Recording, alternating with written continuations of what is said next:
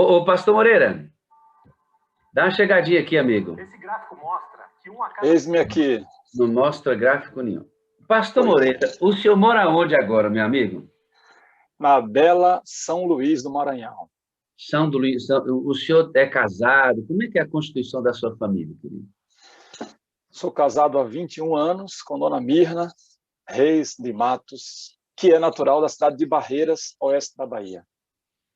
E filhos? Sou pai da Lara, futura médica, amém, graças a Deus. Amém. Recentemente aprovada em medicina, está fazendo medicina aqui na estadual aqui do Maranhão, fez o primeiro ano agora. E a Letícia, que ainda estou forçando para continuar sendo nosso xodó, mas já vai fazer 12 anos aí, está deixando de ser xodó, mas é nosso... é a caçula, e paramos por aí. A gente tem essa ilusão sempre, né? A minha tem 22 anos, já era. Formando esse ano em psicologia, Oi, Elza. graças a Deus. Pastor, o senhor é pastor há quanto tempo? 14 anos, pela graça e misericórdia de Deus. Glória a Deus, amém. Papai chamou você. E aí, através do senhor, pastor, eu quero cumprimentar aqui o pastor Abdoral, o pastor Acenilton, o pastor Adson, Aguinaldo, Cláudio, Edinaldo, Elias, Esmeraldo, pastor Flávio, Gilson, pastor Gondim, Jairo, Souza, João Inácio. São os pastores que estão aqui conosco. O pastor Leidivan Rossi, amigo lá da Novo Tempo, que dirige o nosso programa chamado Lugar de Paz. Pastor Edivan, se prepare aí, gostaria que o senhor orasse conosco, tá bom? Ao final aqui do testemunho do pastor Moreira, caso o senhor consiga ficar aqui até o final. Pastor aqui Robson, à minha frente está na telinha o pastor Adaías. Ele pastor colocou Adaías. um pontinho, você não achou, mas está aí, PR.Adaías. Acabei de ver. Amigo Moreira. Pastor Adaías. Estou aqui, meu amigo, tudo bem? Tudo bem, pastor Adaías? Alegria, viu, amigo, de recebê-lo aqui, querido? Tamo junto. Bom rever aí o grande amigo pastor Moreira, agora está em terras novas, hein, pastor? É, rapaz. Saiu da Bahia, foi parar no Maranhão, terra boa. Outro lugar de bênção, aqui é uma maravilha. Um abraço aí para vocês. Opa, prazer em recebê-lo, pastor, Deus te abençoe, viu, amado? Obrigado, tamo junto, pastor Wagner, Deus abençoe. E aí nós temos ainda o pastor Robson, pastor Lucas Damasceno, pastor Arão, pastor Ivo Júnior, pastor Cimei Gondim, pastor James, pastor Lorival Nascimento, e eu tenho um pastor Mirim aqui, rapaz, que ele se auto-intitulou Pastor Mirim. É o pastor Reginaldo, lembra do Reginaldo que pregou para a gente aqui, Moreira? Sim, sim, Ele verdade. colocou aqui, ó, PRM, Pastor Mirim, está profetizando. Quero fazer uma proposta para esta comissão, para essa plenária, dar a esse menino o título de pastor. Eu estou de acordo. Levanta a mão aí, pastor. Podemos colocar esse menino como Pastor Mirim? Pastor Mirim. Sim. Aprovado. Esse garotinho não é fraco, não. Pastor, você antes de ser pastor, você teve uma vida antes, né? Eu quero que você conte para o pessoal como é que foi a sua experiência de conversão, querido. É muito legal. Bom, eu queria começar falando que ou eu sou um louco, ou eu tenho uma fé inexplicável que até eu mesmo estranho. Por que eu falo isso? Porque hoje, quando eu compreendo a sublimidade do ministério, e quando eu me lembro quem eu fui e quais bases eu tive, eu me sinto ou um intruso, um inoportuno aqui, como aquele cara da parábola que aparece lá com as roupas inapropriadas, ou eu tenho que admitir que a graça de Deus é sem limites e que o evangelho é o poder de Deus para a salvação. Porque algo extraordinário aconteceu e ainda acontece comigo, porque eu ainda continuo dando alguns trabalhos para o Espírito Santo, que não desiste de mim. Então, vamos escolher no final aí com qual dessas duas opções nós vamos ficar. Tem hora que eu fico com a primeira, tem hora que eu fico com a segunda, choro. Aí Deus diz, não, você está na primeira opção. O evangelho é o poder de Deus. Tem perdão, tem transformação para você e a gente ainda te aceita aqui. Ele já falou isso comigo várias vezes. Bem, queridos, eu nasci em um lar onde não tinha Bíblia. A religião da gente era aquela religião volte no tempo, década de 70, 80, e a gente não tinha Bíblia, não era de uma cultura. Nosso contato com a religião era uma missa no Natal, outra missa na Páscoa. Algum tempo mais tarde, aconteceu de ter uma capela na comunidade rural e tinha missa, a cada 3, 4 meses tinha uma missa lá. Fora disso, fazer reza para dormir e reza para levantar, mesmo não conhecendo o Deuteronômio, capítulo 6. Tinha esse aspecto aí, minha mãe era religiosa, como essa cultura predominante aqui no Brasil, e assim a gente foi crescendo e eu me desenvolvi. Quando, no ano de 1982, minha irmã casou, e eu fiquei sabendo que o fim do mundo era a verdade que estava na Bíblia. E que meu cunhado, que tinha casado com essa minha primeira irmã mais velha, ele tinha uma Bíblia que trouxe da mãe, lá, aquela Bíblia grandona, católica lá, e ele me levou para a casa dele, me mostrou lá em Mateus 24, eu li como que um cego lê algumas coisas, de fato vi lá alguma coisa, aquele monte de palavras não entraram em mim, mas tinha alguma coisa que dizia que viria o fim, de alguma forma viria o fim. Teria sido meu primeiro contato com a Bíblia. Depois, na adolescência, eu tive acesso a uma outra Bíblia de uma irmã minha que foi morar na casa de uns crentes. Estou falando a linguagem lá, depois eu entro na nossa linguagem. Foi morar na casa de uns crentes em Vitória da Conquista, depois em Belo Horizonte. E eu lembro que eu li o Gênesis, pelo menos eu tenho certeza que eu li até o capítulo 9, que falou da aliança ali do arco-íris. Depois passou. E aí, assim, eu fui me crescendo, me desenvolvi, até que eu cheguei à fase adulta, e em 1994, ali com 18, 19 anos, eu estava trabalhando na rádio.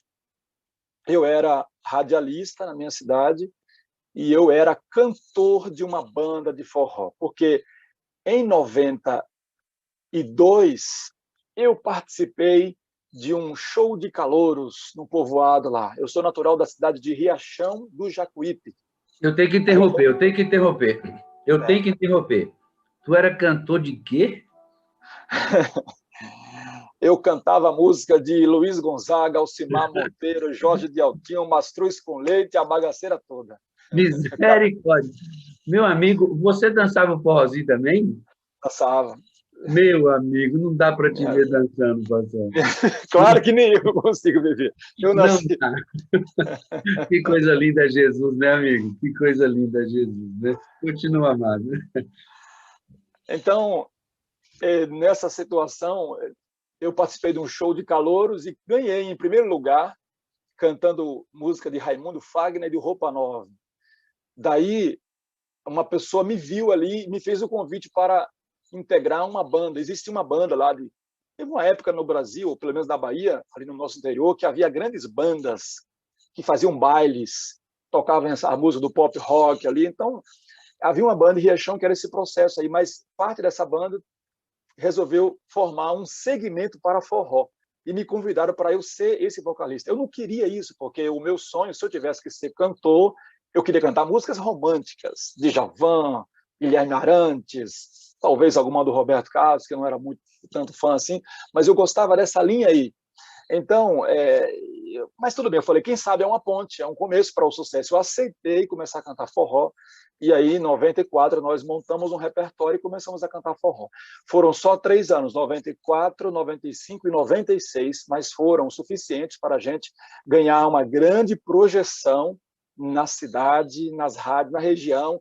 Quando eu vi a banda ser divulgada na rádio de maior audiência na região todinha, a Nordeste FM de Feira de Santana, eu disse, fiquei famoso. Eu cantando forró lá, e quando terminar, atrás do palco, lá do camarim, ver moças me pedir autógrafo e pedir foto, eu falei, uau, eu estou famoso.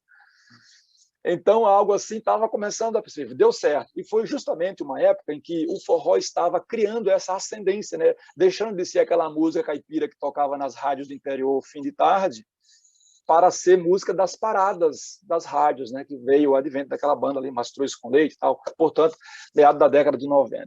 Então, era nesse contexto que em 96 o Espírito Santo estava começando a trabalhar comigo, e em 95 eu estava namorando uma menina que era da Igreja Batista, e eu fui numa igreja, no culto de crente, ali serviu para quebrar a barreira do preconceito, de que você pode ir para uma igreja de crente e ter crentes inteligentes, pessoas bonitas, jovens. Aquilo me atraiu, e embora eu frequentasse muito pouco, porque não era na minha cidade, era na cidade de Jacobina, a 160 quilômetros, a gente namorou por 11 meses.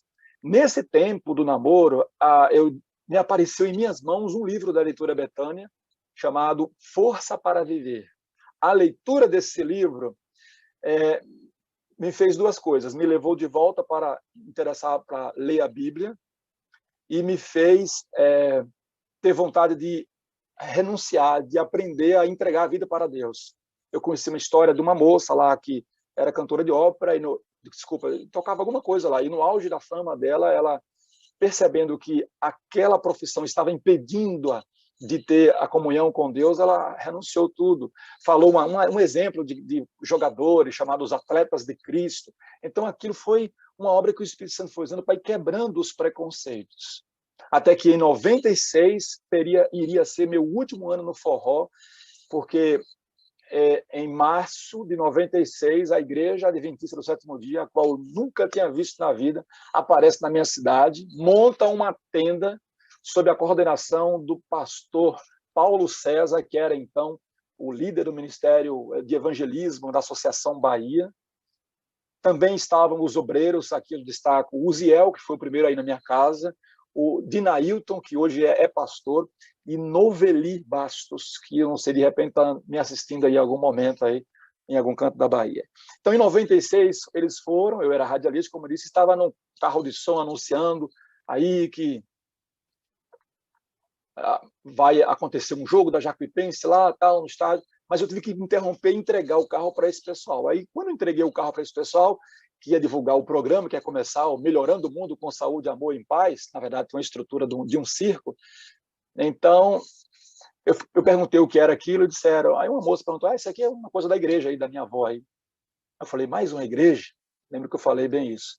Mas eu voltei no sábado, ali eu fui no sábado para assistir, e não tinha coisa de crente, tinha hino nacional, tinha Pai Nosso, tinha as músicas, tinha a palestra de saúde, com o pastor Michel Gama, você deve conhecer, que mora em Brasília, hoje em Formosa.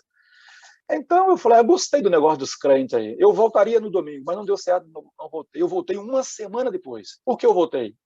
Porque meu irmão mais novo passou por lá, e eu não sei como, ele me aparece com a Bíblia na mão. Ninguém nesse mundo que está lá sendo numa banda de forró vai querer ser crente, mas tem uma Bíblia, todo mundo quer. Aí eu falei, eu vou passar lá amanhã, porque se alguém aqui merece ganhar uma Bíblia, sou eu, porque eu já leio a Bíblia da minha irmã, e eu já fui lá, então eu vou lá pedir a minha Bíblia. Eu vou dar uma pausa para lembrar aqui o seguinte.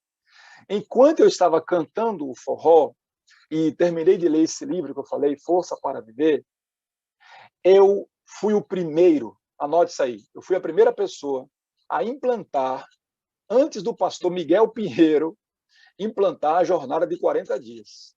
Eu era um forrozeiro crente. Eu acordava pela manhã, antes de existir Sala 57, isso em 96. Perdão, 95 para 96. Eu acordava pela manhã e a primeira coisa que eu fazia era acender a lâmpada e ler a Bíblia. E li o Evangelho. Eu li os 4 Evangelhos. Quando eu voltei aqui, o forrozeiro crente, eu li isso aqui. Quando eu terminava de ler 1 ou 2 capítulos, a palavra ardia no meu coração. Eu sei o que passou, o que passaram aqueles discípulos de Emaús. E ardia no meu coração. E a minha oração, quando terminava, eu fazia isso. Eu beijava a Bíblia, como um bom católico, e dizia, Senhor, por essas palavras, a minha salvação. Amém. Pronto. Fechava a Bíblia e ia me picar aí para a bagaceira da vida aí. Pastor Moreira, e segura aí nesse ponto. Sabe que fica na minha cabeça, às vezes você passa por um bêbado, está perdido esse bêbado aí, né, rapaz? A gente nem sabe que pode estar ardendo no coração dele a palavra de Deus, né? Sim. Passa no ponto, ele tem uma prostituta em pé lá vendendo o corpo. Amigo, Deus pode estar atuando poderosamente no coração daquela prostituta lá e a gente olha para aquelas pessoas como acabadas e perdidas. Sim. O pastor Moreira está aqui, sabe por quê? Porque ele cantava forró, meu amigo. Mas antes de tudo, levantava, abria a Bíblia, orava e queimava dentro dele o poder de Deus. nossos olhos precisam melhorar, né, pastor Moreira? Precisam. Eu estou fazendo um sermão, eu tinha uma intenção ao fazer o sermão, mas o Espírito Santo já me deu umas burdoadas. Eu vou ver como ele vai me permitir, até que ponto ele vai permitir eu insistir no que eu estava querendo mostrar. Mas fiz um terço do sermão. O título do sermão é Amor, Julgamento e Salvação. O meu maior interesse é chegar no salvação, a minha parte humana. Só que o Espírito Santo me enganchou no amor e no julgamento, está me dando um negócio aí. Então, uma das coisas que a gente tem que considerar é isso. Cuidado, cuidado. O forrozeiro de hoje poderá vir a ser o pastor de amanhã. Perfeitamente. Continua, amigo. Vamos lá. Desculpe incomodar, que você estava... Isso não podia deixar passar. Você estava aí no forrozeiro que estava com a Bíblia na mão, 40 madrugadas. Certo, então eu estava fazendo isso, e aí nesse tempo, em 96, quando eu estava já amando a Jesus, inclusive aí na rádio que eu trabalhava, Semana Santa, eu já sabia ler algumas coisas da Bíblia, eu fiz fazia um programa de esporte, aí a Sexta-feira Santa não teve esporte, eu apresentei um programa lá religioso sobre a história de Jesus, o ministério dele até a morte e crucifixão. Então, havia já uma obra. Eu volto aqui também, outro parênteses. Eu era menino no oitão da minha casa. Eu fiz questão de usar esse termo porque era da minha linguagem. Eu não sei quem aqui sabe o que significa oitão da casa. Mas no oitão da minha casa, eu sentei ali e fiz um xixi de menino de 5 ou 6 anos e disse assim, meus irmãos falam de Maria, de Santo Antônio, não sei quem, mas e Deus? Eu falei, Senhor, se aqui ninguém casa, eu estou com pena do Senhor, porque meu nome é José, disseram que é para eu seguir São José, mas eu vou gostar do Senhor, viu, Deus? Deus é testemunha de que eu não estou mentindo. Um dia que ele falou isso, que me veio esse pensamento, a criança lá. Então, somente na minha ordenação ao ministério, em 2013, o texto que o pastor Davi usou, meu pai, Cícero, o pastor Cícero Gama usou para a minha ordenação, ele era o ministerial da União, foi Jeremias, capítulo 5.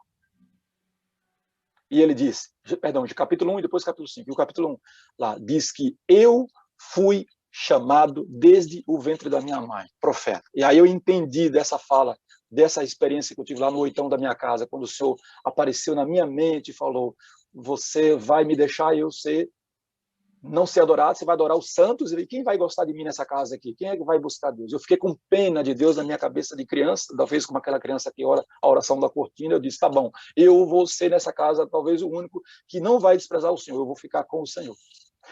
Aí, portanto, eu estava no auge da fama, começando a ter proporção nas emissoras de rádio, Rádio Nordeste, Felipe Santana, Autênticos do Forró é o nome da banda, porque a banda era boa, diga-se de passagem, modéstia à parte, a banda era boa, tinha uma boa estrutura, e aí, mas em 25 de março a igreja começa a fazer esse trabalho lá, aí eu volto, a situação da Bíblia, aí eu vou naquele dia para pegar a Bíblia minha, porque a Bíblia que eu estava lendo era da minha irmã, essa Bíblia que a minha irmã pegou lá dos crentes, aí agora eu queria ter a minha própria Bíblia, eu vou de noite, na hora do programa, me apresento na recepção, não sabendo que estava entrando justamente na rede, né? E aqui vou falar um pouco da importância da recepção. Então, quando eu me aproximei, eu disse boa noite e tal, eu falei, eu gostaria de ganhar uma Bíblia, porque eu via lá aquele montoeiro de Bíblia lá em cima. Aí a moça disse, dona Noveli, né?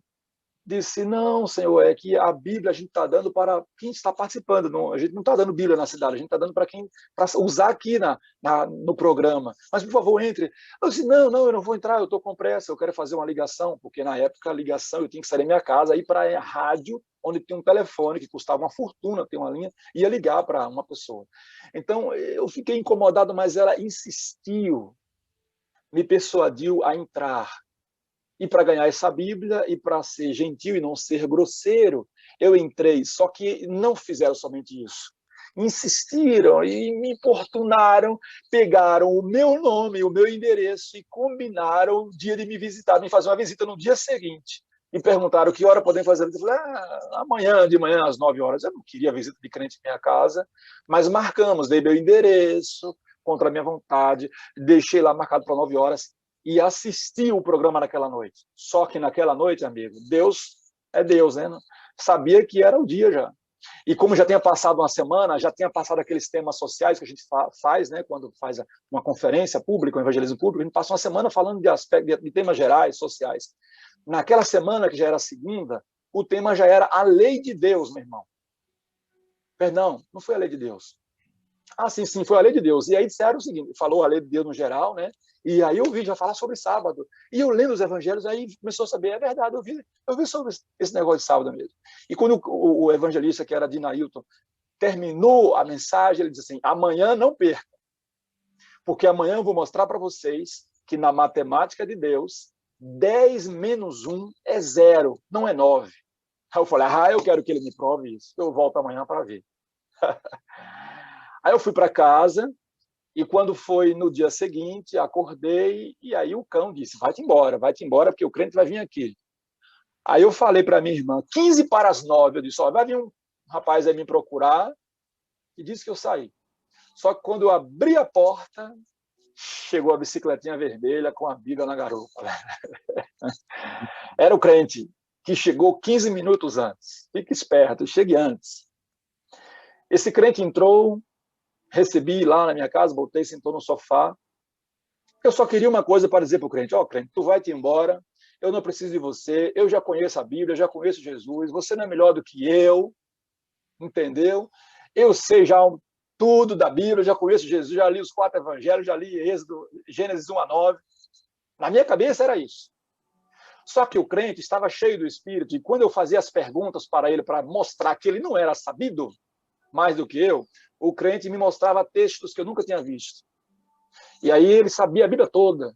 Eu falei, esse miserável sabe mais coisa do que eu, esse crente está terrível. E eu fazia mais perguntas desafiadoras, e ele respondia, tal, e tome. Eu sei que essa conversa, quando nós terminamos, que eu fui olhar no relógio, era 12:30. Havíamos passado 3 horas e 45 minutos de conversa, de luta, e eu já estava todo retalhado pela espada, igual a pregação de ontem com o pastor Gilson.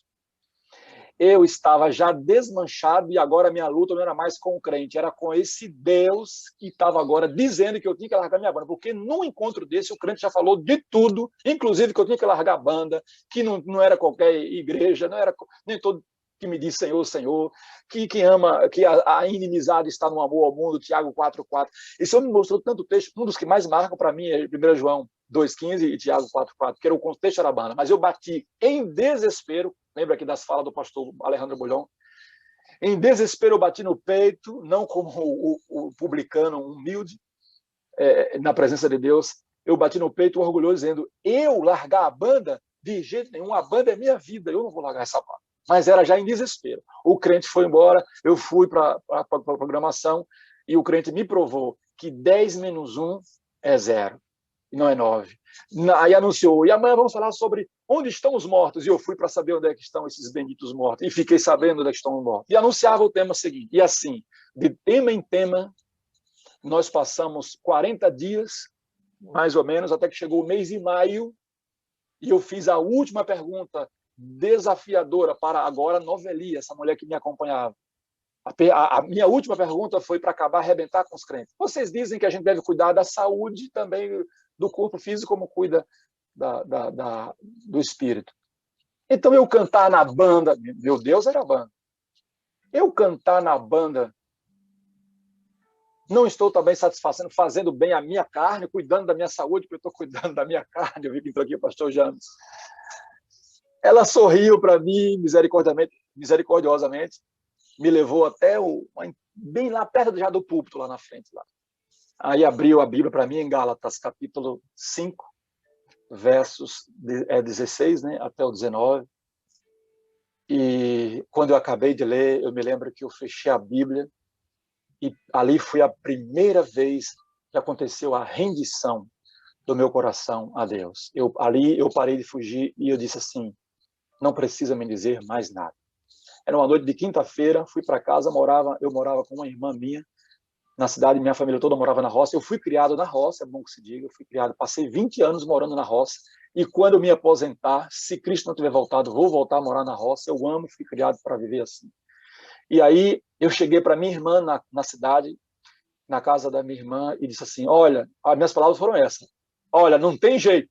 Imagine o matutão da roça, se rendeu, mas ainda com orgulho. Não tem jeito. Vou ser crente e vou me batizar na igreja adventista do sétimo dia. Pronto para puxar o facão e me dizer: você que diga que é contra mim. Ela não disse um pio, mas na sexta-feira meu pai vinha da roça com minha mãe, dormia na cidade, porque no sábado ele matava boi e vendia boi no mercado, na feira livre da cidade, que era justamente no sábado. Eu chego na sexta-feira e há uma reunião no muro da casa lá, no fundo da casa. E quando eu cheguei, eles pararam. O assunto da reunião era: Zelito vai ser crente.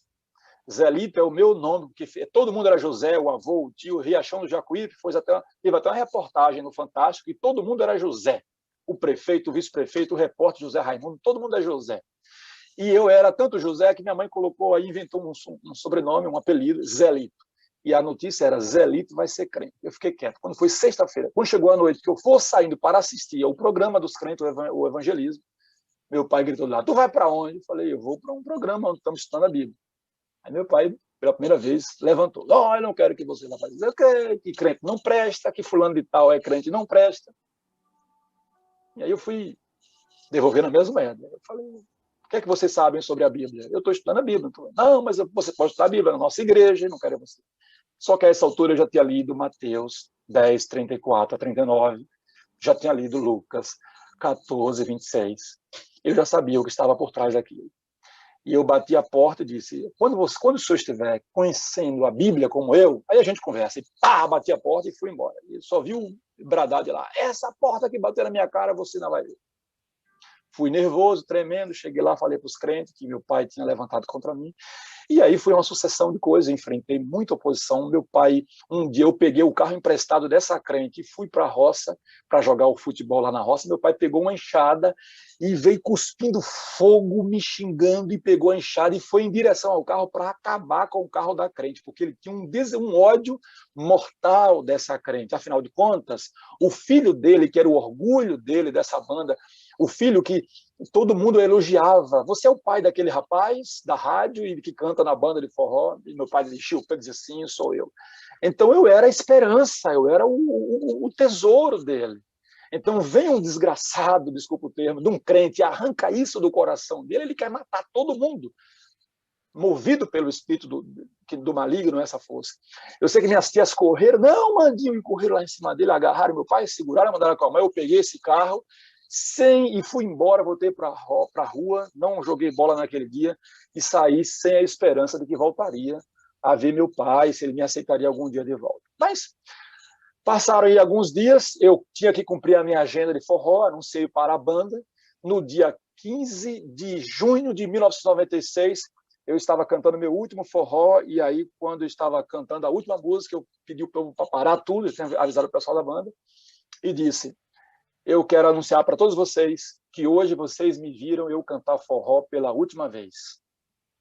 Vocês sabem, eu estou virando crente, eu conheci a Bíblia e eu descobri que eu tinha que escolher entre Deus e o mundo, e eu escolhi Deus para viver. Essas palavras foram fortes no coração de algumas pessoas e elas viraram a música, né? Parte da música aí que a galera do Salto sabe cantar, uma música que eu compus, uma música Nova Criatura. Tá no YouTube, se quiser achar, Nova Criatura. Música ainda com resquício do forró, mas é a música já do meu testemunho, Nova Criatura.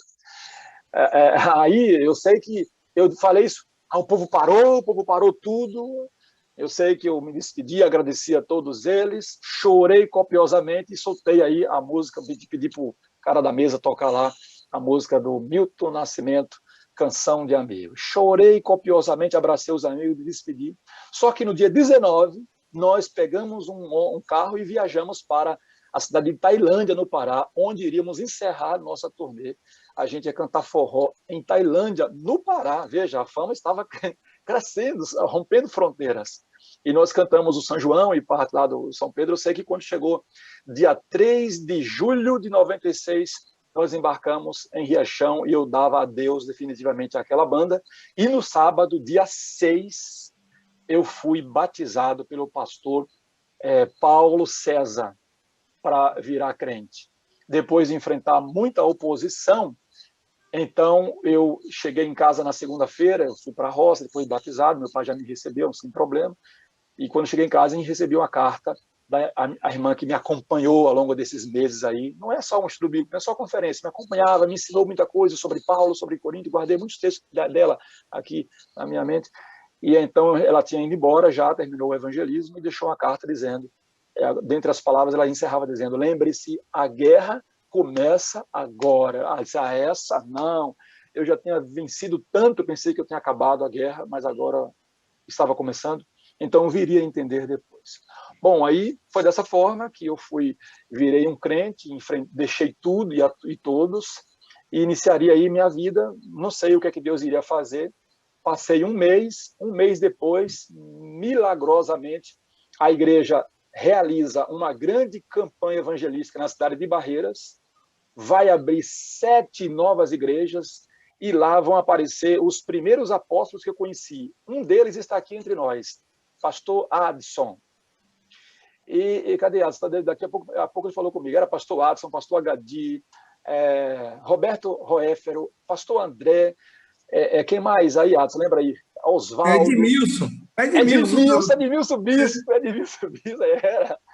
E esses carinhas aí, tudo conheceram o Zelito, meu irmão. Rapaz, quando eu sentava naquela mesa, aqueles 12 ou 13 homens ali, para fazer refeição, fazer oração antes de comer, e o povo, todo mundo crente, eu era um dos apóstolos agora, só que assim, eu era quem sou eu para estar aqui no meio desses santos homens? E ali eu sem saber nada, eu só sabia que eu era crente, tinha umas coisas anotadas, e nós começamos o evangelismo ali. Foram 7 igrejas abertas, uma delas, onde eu estava, Vila Nova, onde eu trabalhei como obreiro bíblico, hoje é uma sede de distrito lá na cidade de Barreiras. E além de tudo isso, na segunda semana, eu vou numa social e cumprimento Maxilânio, que eu tinha conhecido na reunião onde eu fui apresentado para a Igreja Central de Barreiras. Quando eu cumprimentei Maxilânio, ao lado dele estava uma garota de 18 anos, 17 anos, que meteu um olhar 47 para mim e eu meti um 48 para ela e disse, opa, já achei. Ficamos aí, ela era muito nova, eu fiquei meio assim e tal. Eu sei que quando chegou em outubro aconteceu o primeiro beijo e já foi. Agora já é 21, 20 e tantos anos aí. Pronto, e para encerrar o negócio, isso foi em julho, perdão, em agosto. Eu fui batizado dia 6 de julho de 96 na cidade de Riachão do Jacuí. E no dia 4 de agosto eu desembarcava na cidade de Barreiras para trabalhar como obreiro bíblico. E no dia 6 de dezembro daquele mesmo ano, eu recebo uma ligação do pastor Paulo César. Corra, volte, venha para Salvador, que vagou uma vaga aqui na rádio e você é o homem que vai ficar na rádio Novo Tempo. Era demais para ser verdade, mas era Deus dizendo, eu te escolhi, tu és meu, chamei-te pelo nome, tenho bênção para você. E eu começo a minha jornada na Rádio Novo Tempo, onde muitos aqui de Salvador me conhecem como esse nome de Moreira Matos. Começamos ali no dia 9, estreiei com o programa Encontros e Amigos, inclusive aí o Adaías e a família toda, e passei a morar em Salvador até 31 de dezembro de 2001. Em 2002 eu vou embora para o interior, era uma ação de Deus, estou aqui resumindo, correndo, uma ação de Deus para cortar meu cordão umbilical com a Rádio Novo Tempo. E aí, em 2002, Deus começa a trabalhar fortemente o chamado, a pressão para que eu vá fazer teologia.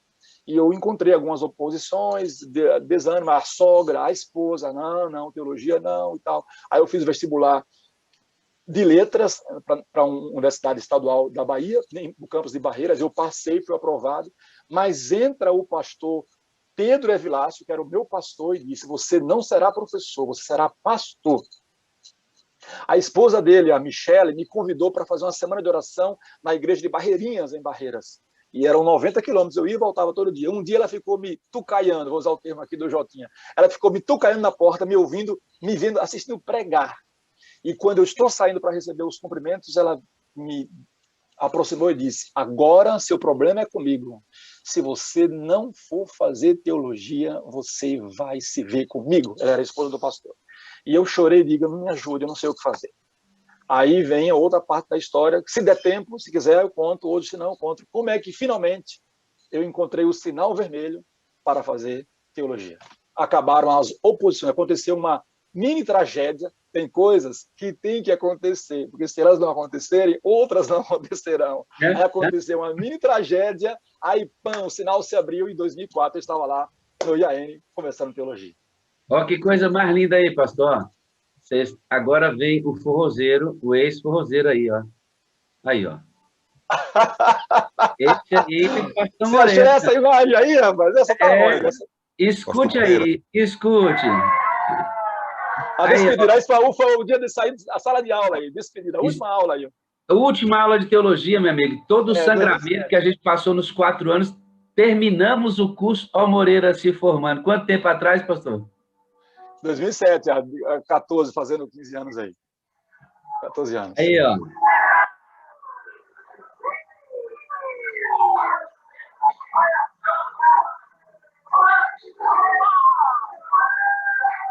Não estou ouvindo o som, só ouvindo os gritos aí. Mas aí, amigo, é a música tema da nossa turma aí. É a música que embalou os 4 anos da faculdade com essa música aí. Nova Criatura.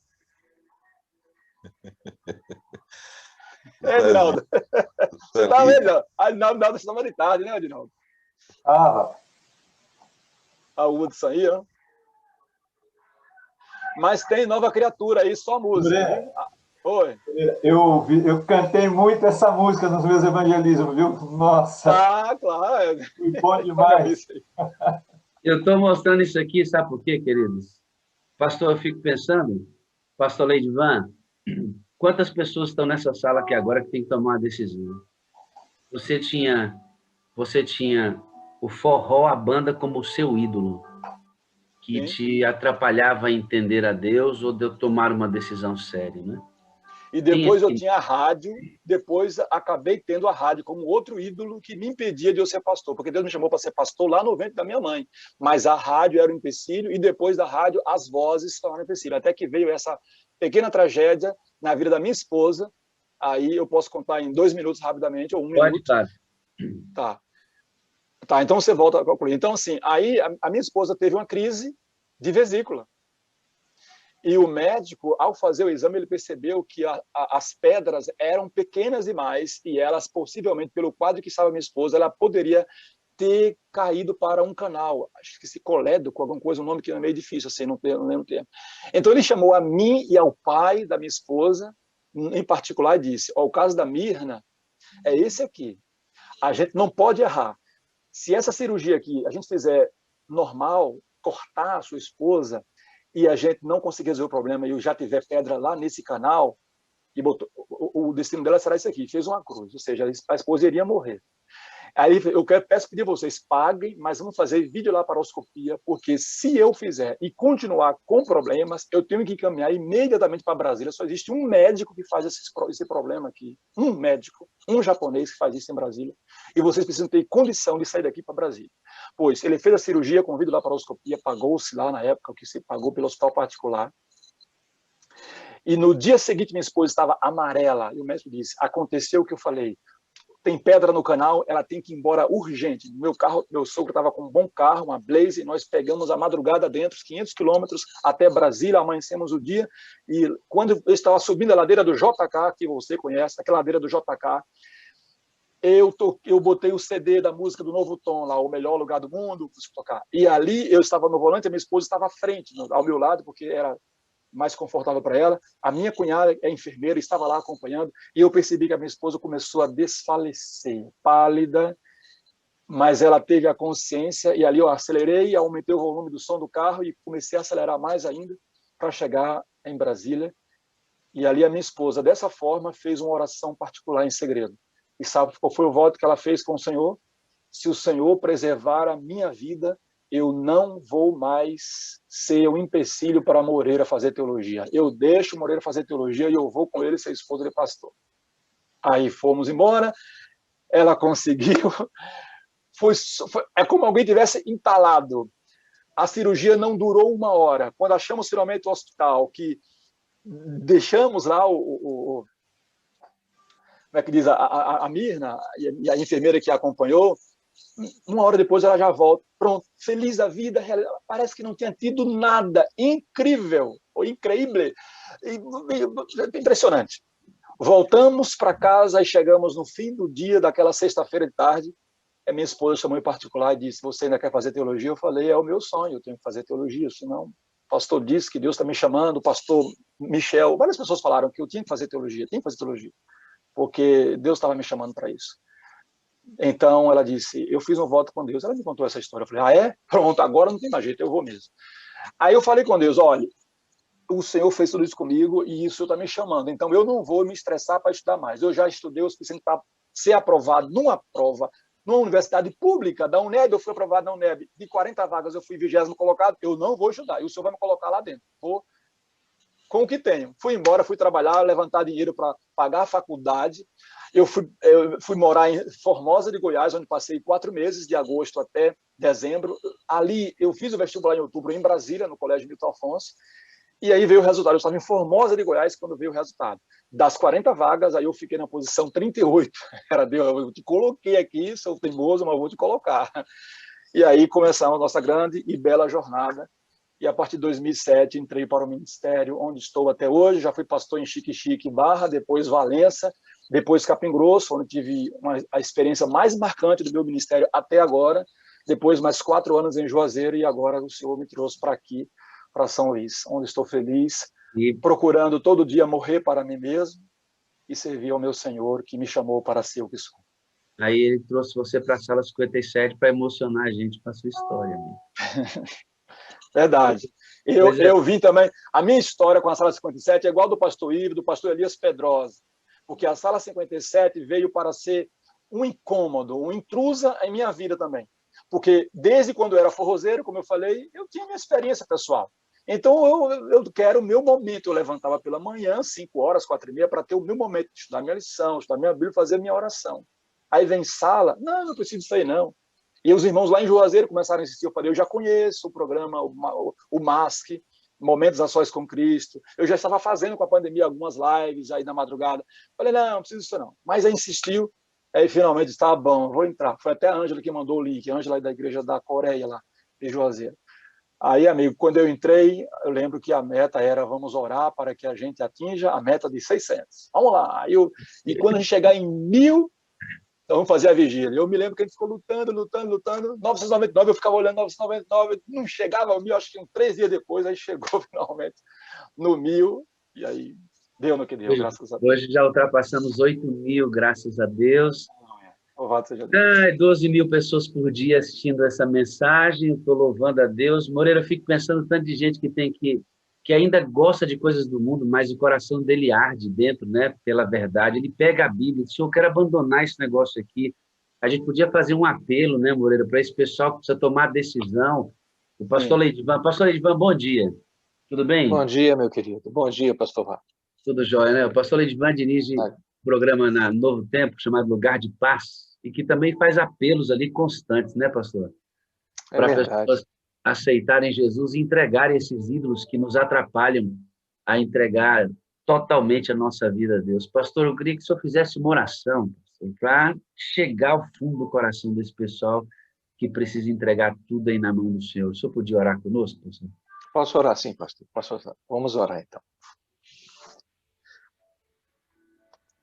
Querido Deus que está nos altos céus, neste momento, Senhor, especial de oração, nós queremos que a nossa mente esteja conectada com a Tua mente. Amém. O nosso coração conectado, Pai, com o Teu coração.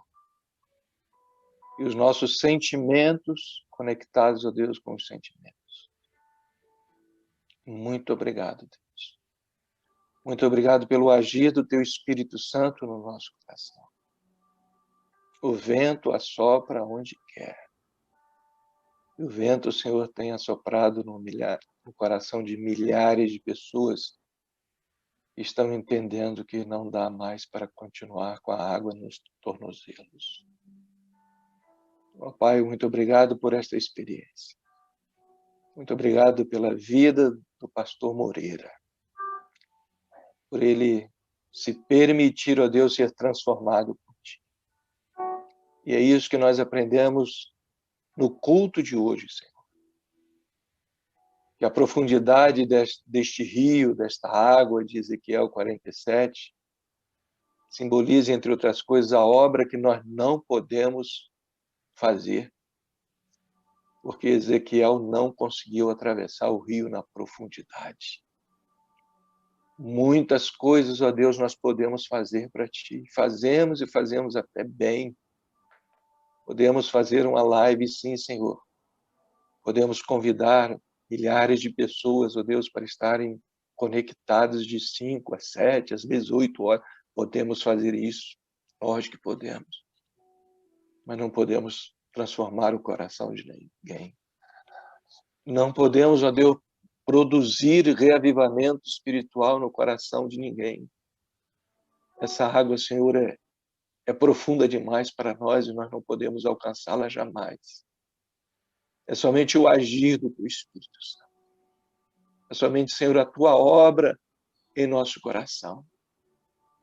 E para entendermos isto, Senhor, o eu tem de ser jogado no pó. O eu tem de ser esmiuçado. O eu tem de ser ferido, destruído, morto, a cada dia, a cada momento. O desejo, Senhor, de ser notado, o desejo de ser querido, o desejo de ser amado, o desejo, Senhor, de se tornar evidência entre as outras pessoas, ó Deus, precisa ser banido do nosso coração, para que o Espírito Santo de Deus haja e toda a glória e todo o resultado, Senhor, alcançado, seja tributado unicamente ao Teu santo nome. E por isso, Senhor, nós Te agradecemos, porque nós temos visto e sentido o agir do Teu Espírito Santo, Senhor, neste movimento. E agora estamos unidos, ó Deus, em oração.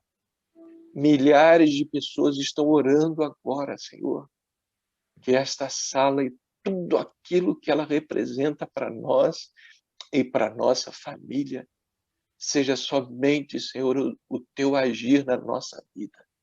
O reavivamento espiritual que tanto estamos precisando, Senhor, para nos prepararmos para a volta de Jesus Cristo e prepararmos para outras pessoas também alcançarem, ó Deus, a verdade que um dia, Senhor, nós alcançamos. Este reavivamento, Senhor, deve ser a nossa maior necessidade, a nossa maior busca, e nós temos esta oportunidade, Senhor, a cada manhã, de estarmos na Tua presença dizendo, eu preciso, Senhor. Não estamos aqui por méritos, ó Deus, estamos aqui por necessidade. E é por necessidade, porque precisamos, ó Deus, que imploramos e clamamos agora, Senhor, pela unção do Teu Espírito Santo.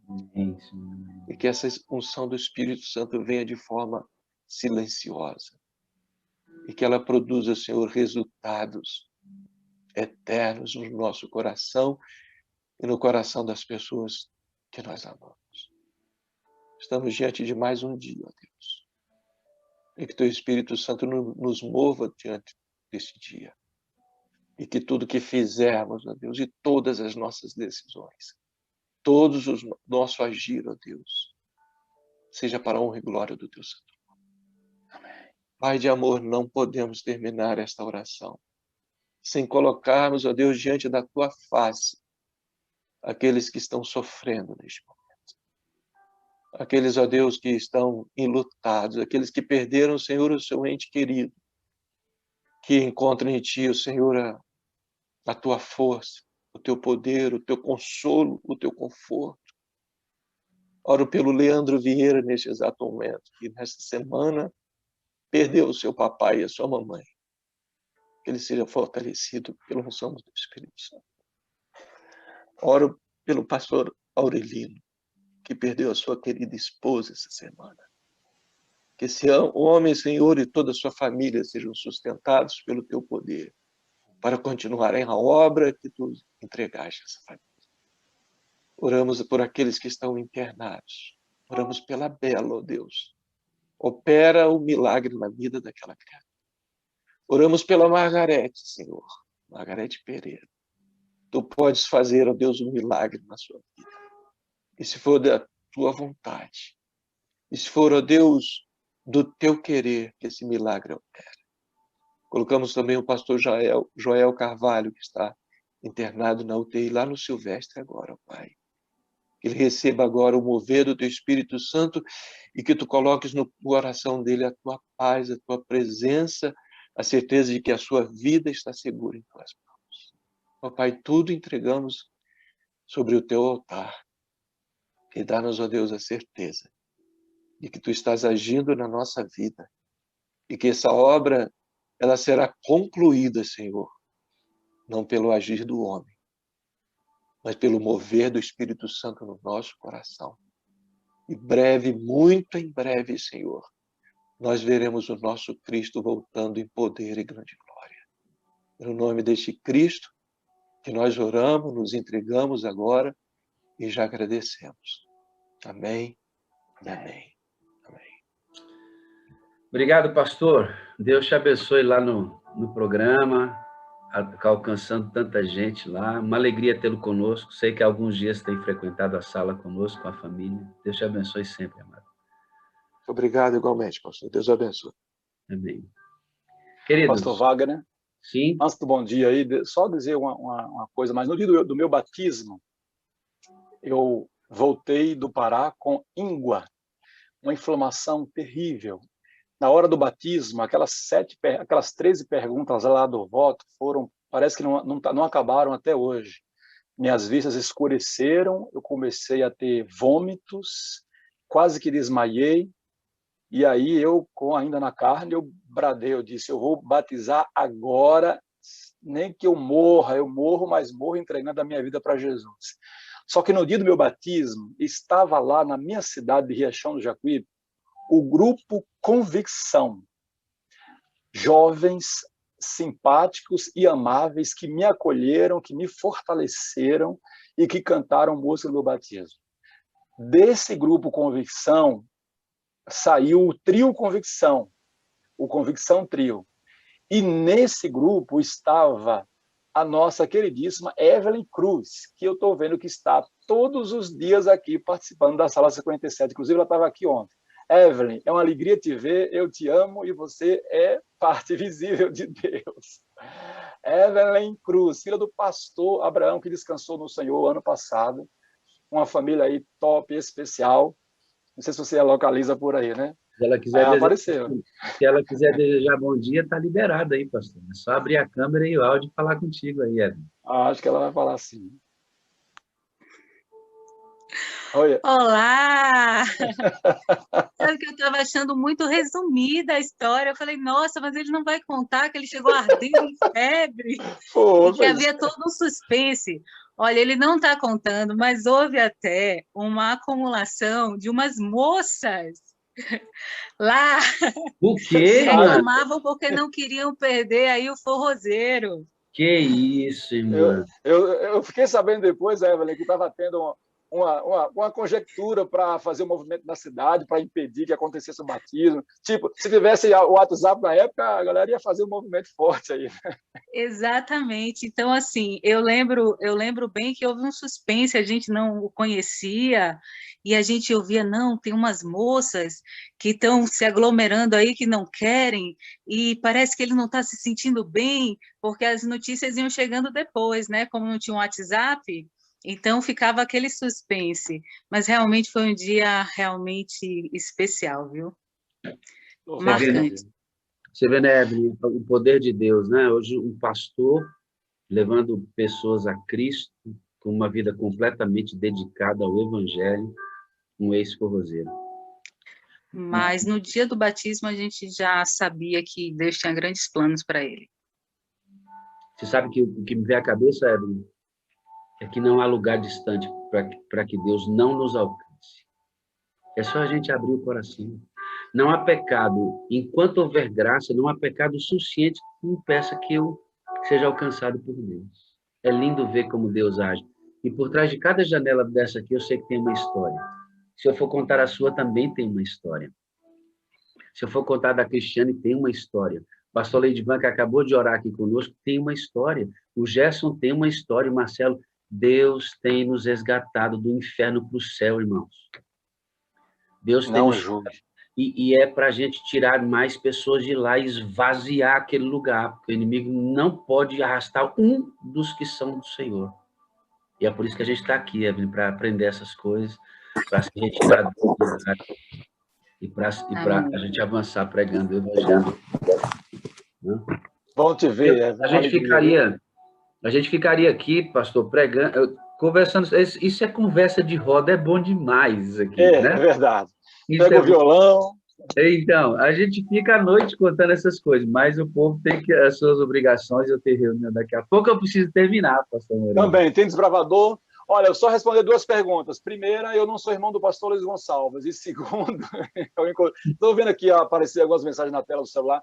E segundo, meu pai hoje não é crente, não há ninguém de crente ainda na família, está ainda naquele processo, porque, amigo, eu ser resgatado dali, como eu disse, foi um milagre indescritível. Vá lá na minha casa hoje, veja como eles estão mergulhados, onde estão, e vejam o tamanho do milagre. Eu custei muito caro para Jesus, o diabo luta até hoje por mim, a batalha é grande o tempo inteiro. Muitas vezes eu dou trabalho para Jesus, porque, como eu disse, eu não tenho as bases que eu tive, não sou filho de adventista, eu fui criado de maneira errada, aprendi o que não presta, perversões.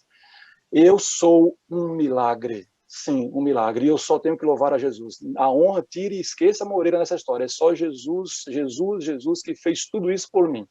Meu sonho hoje, é por isso que eu vou morar na roça, para trabalhar para ganhar alguns de meus irmãos, e eu quero estar... hoje, como eu fiquei distante depois de ter sido batizado, então o contato é menos. Mas não há preconceito, minha família me ama, minha família me reconhece. Agora mesmo no Natal, teve a ceia do Natal, vem Moreira, vem orar. Eles esperam. Aniversário de 15 anos, sou eu quem vai fazer a cerimônia. Então eles me reconhecem como pastor, como crente, como irmão, embora ainda não estejam dispostos a se aprofundar na verdade que eu conheci. Vamos embora, que é 8h05, a gente tem que trabalhar. Vou para o Clube de Salvador.